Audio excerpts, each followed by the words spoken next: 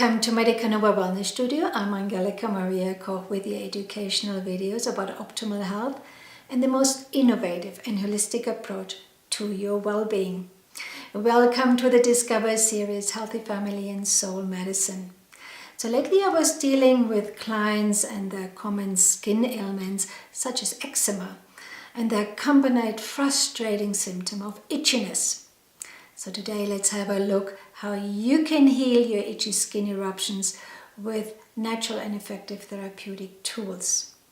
Now the days and nights filled with unbearable itchiness can be alleviated without always resorting to the steroid shots or the external application of zinc and cortisone creams, which do come with their side effects. So in this video I will share with you great tips how to meet this challenging situation in a much more easy and less harmful way. And this video is really helpful for babies and children's skin ailments too. To stay updated with ongoing educational videos, I encourage you to subscribe to my channel, share and like it with your friends and family. And if you want to learn more about my work, have a look at my website, medicanova.net, at the online academy, where you find comprehensive online home study courses in first aid, homeopathy and quantum healing. So the best study material in the comfort of your home. Go for it. So the skin is the largest organ of your body. Did you know that? It covers an area of some 3,000 square inches in an average adult. And about 1/3 of all the circulating blood is actually supplied to the skin. That's why the skin is such an important aspect in our overall health. Now, many important physiological functions are performed by the skin. For example, it regulates our body temperature. It also participates in the control of fluid balance within the body. There are lots of nerve endings on our skin, so we are very sensitive to touch, to pain, to pressure, again to temperature. The outer layer of the skin produces an acidic mantle, like a covering, which inhibits the growth of disease-causing bacteria. It also eliminates fluids, so when we're very hot, we perspire. It also eliminates minerals or various biochemicals. So in natural medicine, we believe the skin had other functions as well. So according to our understanding, the body uses the skin to express and eliminate internal imbalances through the appearance of skin eruptions. So it's not about the skin eruptions per se. It's not the cause of it. There's a story behind it, and we want to treat that. So most skin ailments are not merely localized symptoms, but are a result of an internally sort of imbalanced homeostasis within the body. So the skin eruption is most often an effort of nature to get rid of the toxicity within the system in the first place. So this is important to understand, because as skin eruptions, we often try to get rid of them, and they shouldn't be suppressed with external applications or prescribed drugs. Instead, the whole person and his or her symptomatology should be taken into account while he or she is treated with a natural protocol. So it's all about cleansing the body from within, and then the skin will heal. So within your body exists the toxic stress cycle. It's a system where we pass on the bucket of toxins from one organ to the other. We are not conscious about it, but the body does it in order to survive, to protect you. And it all starts and ends at your dinner plate. So diet is a very important aspect to have a look at and change and take out the triggers, because it will affect the internal sort of life of your body. So it's like a domino effect. And when we treat skin ailments with drugs which aim to suppress the symptoms, then we face the risk that we push the skin eruptions more into the interior of the body, affecting the next organ in line, and in this case it would be the lungs. So for example, you have a baby at home and it suffers from chronic diaper or nappy rash. If you use the zinc cream, you've used the cortisone cream, and it's all happy-go-lucky, but really the eruptions just were pushed further into the interior of the body.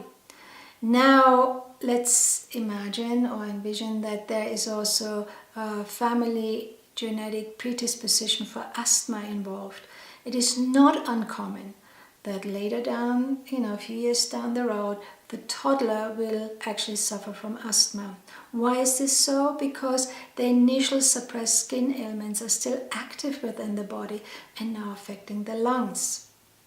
So in my experience, the first change with chronic eczema or psoriasis, which has to happen, is to look at the triggers within your diet. Most often I have seen there are grains, their dairy, and their sugar.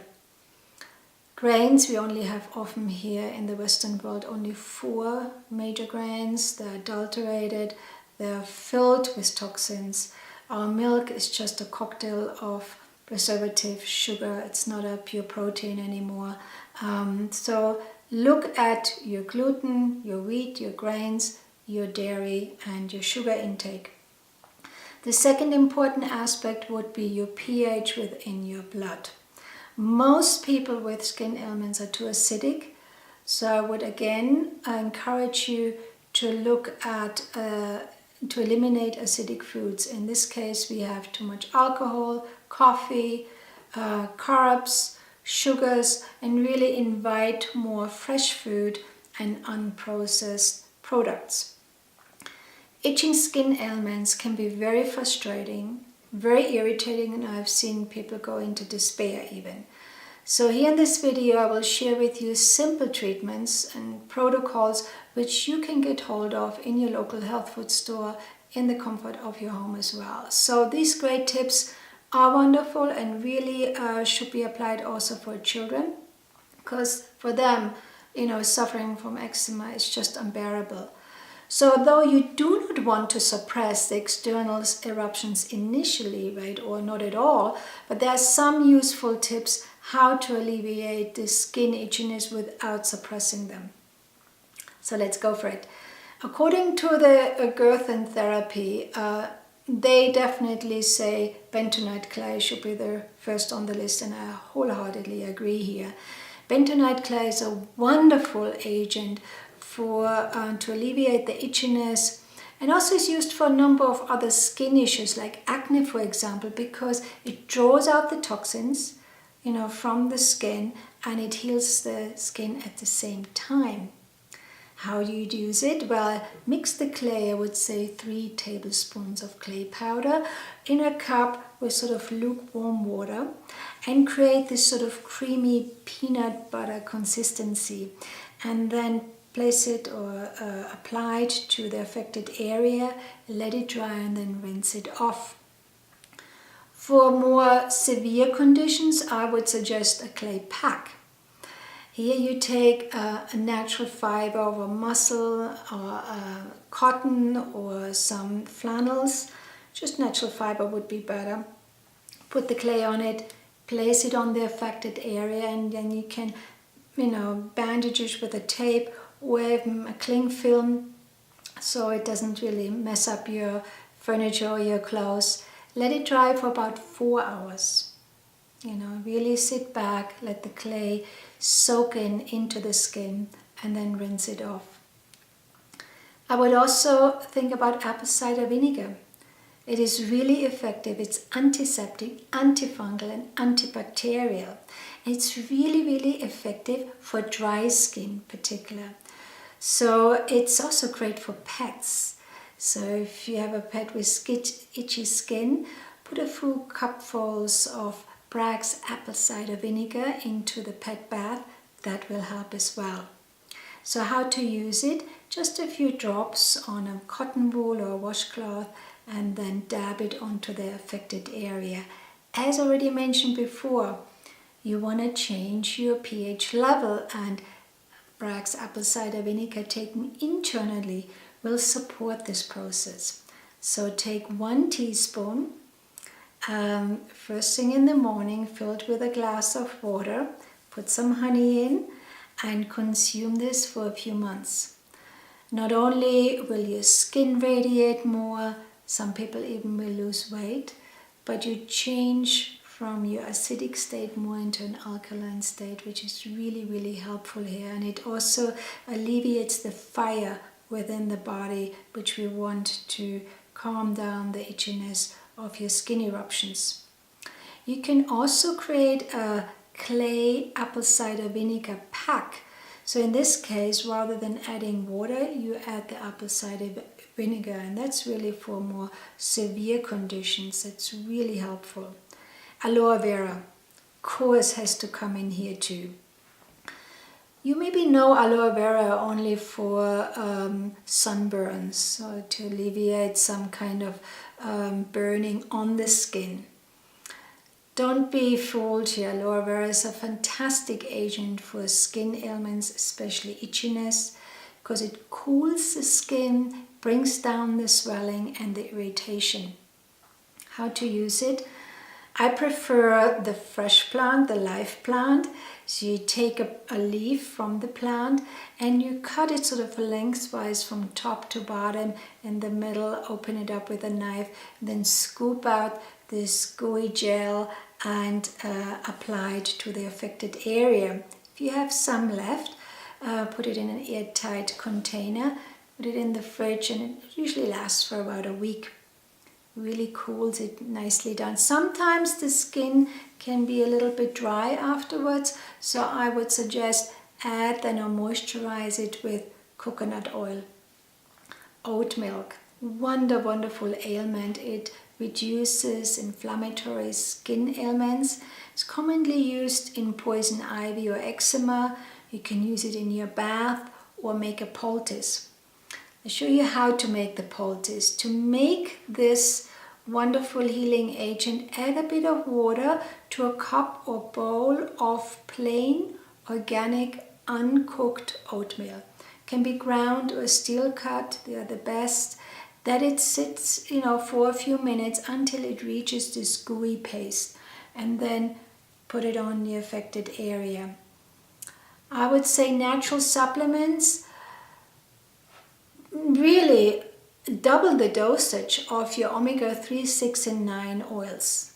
They're very helpful here, as well as systemic enzymes which are based on bromelain or papain. They're catalysts which break down carbs within the body, the sludge. And I also would add digestive enzymes before your main meals, which are based on amylase, lipase and protease. They really help to quench the fire within the body. So let's have a look at some super effective first aid homeopathic remedies, all available in your local health food store. Nothing too complicated here. Give it a try. And also, don't feel shy to share your comments with here. I like to suggest more advice here, what you need, and don't hold back here. Let me know. The irritating rash of your crying baby, can be healed within a few days. It's not a difficult thing. So the first remedy is sulfur. It's often an overprescribed remedy, but in this case it's a must. Sulfur is a mineral, and you will get it in your health food store in the potency 6 or 30. And these are sort of the over-the-counter potencies. You don't get anything higher. So sulfur is mainly used for skin conditions such as eczema, thrush, nappy, diaper rash, pretty much every skin ailment. And it looks a little bit permanently dirty. Even if you wash yourself, it's still there. It's dry, it's scaly, it's itchy, and it's very hot to touch. It's worse for scratching. And you want to scratch because it's so itchy, and then it ends up into bleeding, right? Or a little pustule comes up. So the scalp even can be very dry. It's a dry skin ailment. And the person in general feels quite hot inside themselves. So a child maybe comes home from schools and takes off the socks and takes off the clothes, and because it's already hot inside. Now the sulfur ailments or the skin ailments, the itchiness, is definitely worse after washing. So taking a shower, getting hot, oh my God, it's just unbearable then. And they want to scratch, right? It can be even a pleasurable scratch. But when, it starts bleeding and then it starts itching somewhere else in the body, it just goes on and on and on. As I said, the aggravation is worse for washing, but also it is worse usually by the end of the day and the night. Why is that? Because then the person, the body heat comes up, and the heat of the bed also makes it worse. Adults maybe have heated feet and they have to stick them out of the bed. It's a common symptom of sulfur.